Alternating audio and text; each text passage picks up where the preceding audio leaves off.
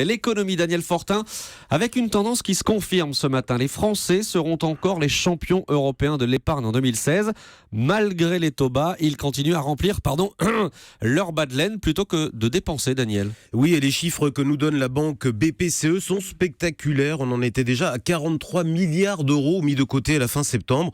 C'est une hausse de 10% par rapport à 2015. On est vraiment dans le haut de la fourchette habituelle. Et vous l'avez dit, Maxime, c'est complètement illogique puisqu'on est en période de taux historiquement bas. Donc, compte tenu du niveau d'épargne qu'ils ont déjà atteint, eh bien, les Français auraient dû dépenser cet argent. Eh bien, il faut exactement le contraire. Oui, et le plus extraordinaire, c'est qu'ils nous privilégions des placements qui ne rapportent vraiment plus rien du tout. Oui, on pourrait imaginer qu'ils aillent vers des produits à plus fort rendement, comme les actions, mais là encore, non. Les Français prennent la logique à contre-pied.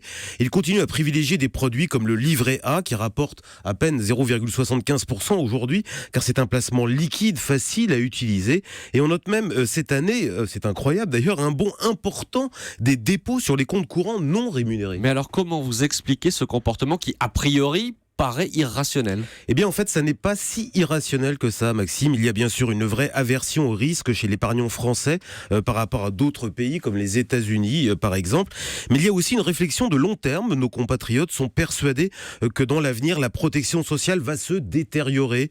Et donc, il faudra compter sur ses propres forces pour garantir sa retraite, par exemple, ou son assurance santé. Donc, ils thésaurisent dans des produits classiques. Alors, ça peut faire sourire, mais le problème, c'est qu'on n'incite pas assez les Français à mettre leur argent dans les entreprises ou l'innovation qui, elles, en ont vraiment besoin. L'édito économique, Daniel Fortin. Merci, la politique, c'était avec Antonin André.